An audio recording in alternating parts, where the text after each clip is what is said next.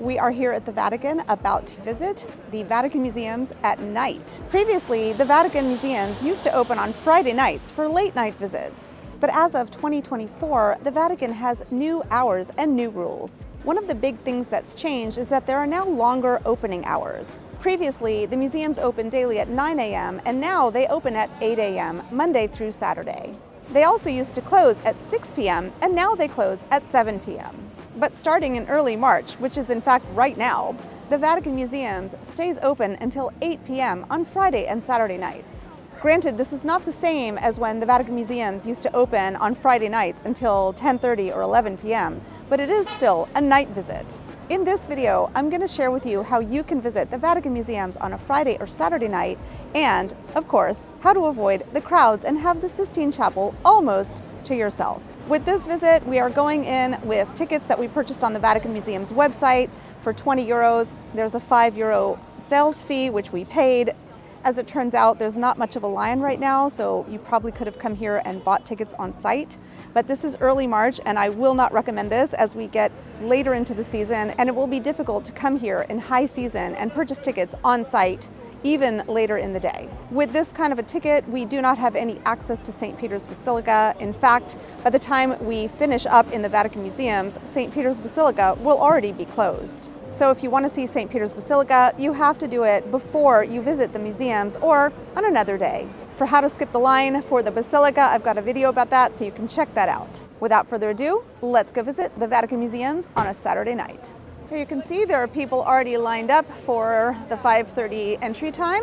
I've purchased these online, but I also like to print them out just to be on the safe side, but you really don't need to. Having them on your phone is fine. Just like at the Colosseum, Vatican tickets are nominative, which means that you need to show ID when you present your ticket, because you have to show that you are the person whose name is on the ticket. And just like the Colosseum, you do not need to have your passport as your ID. Any form of government-issued photo ID will do.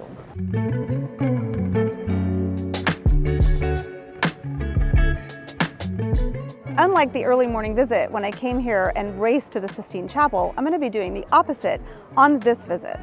The idea is to take our time, go slowly, and make our way to the Sistine Chapel towards closing time.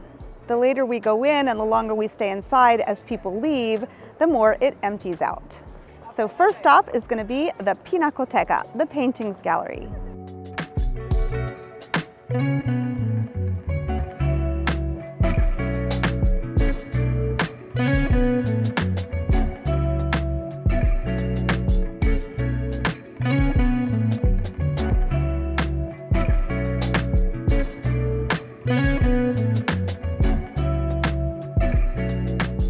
Next stop is the Gregoriano Museum, one of my favorite parts of the Vatican Museums, partly because there's almost never anybody there.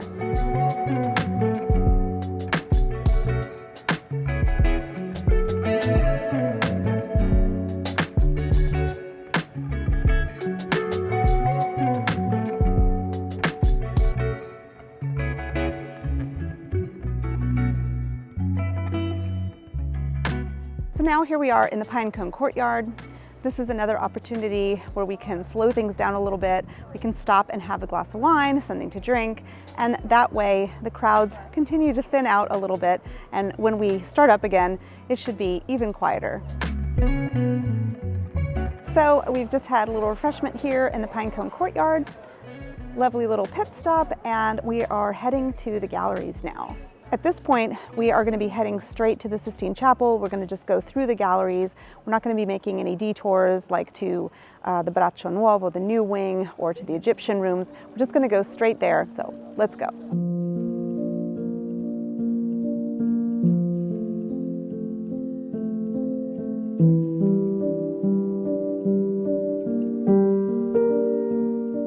We are going into the octagonal courtyard. It is 20 to 7, and this is the situation.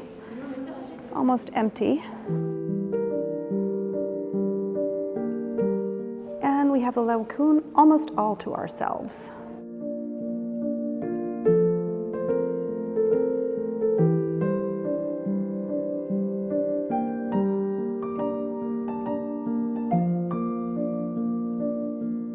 Here we have the Galleria dei Candelabri, which is the Candelabra Hall behind us, and once again, No crowds.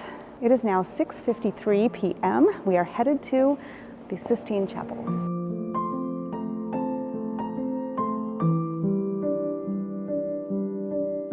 So here we were able to see the tapestry where Jesus follows you with his eyes and arms. Often during the day with the big crowds, it's really hard to see that, so that was really, really nice.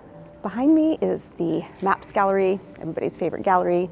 It's not as empty as when I came here at 8 o'clock in the morning, but it's still pretty empty, and this is a wonderful way to see this gallery.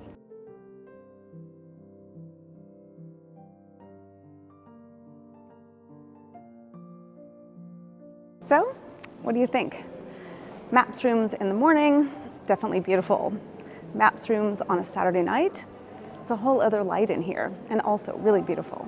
So I visited the museums in the morning and it was a little emptier than this, but on a Saturday night, granted it is early March and it will probably get a little bit busier as we get into high season, but I think on a Saturday night it's still going to be pretty uncrowded, especially if you visit these galleries as close to closing as possible.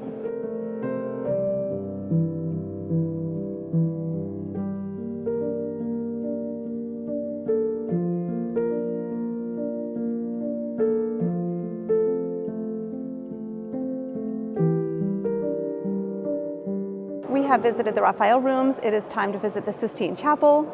I'll see you on the other side. And that is a wrap. We have visited the Sistine Chapel. We are heading for the exit, and it is time for dinner. If you want to know how to visit the Vatican Museums first thing in the morning, check out my video right here.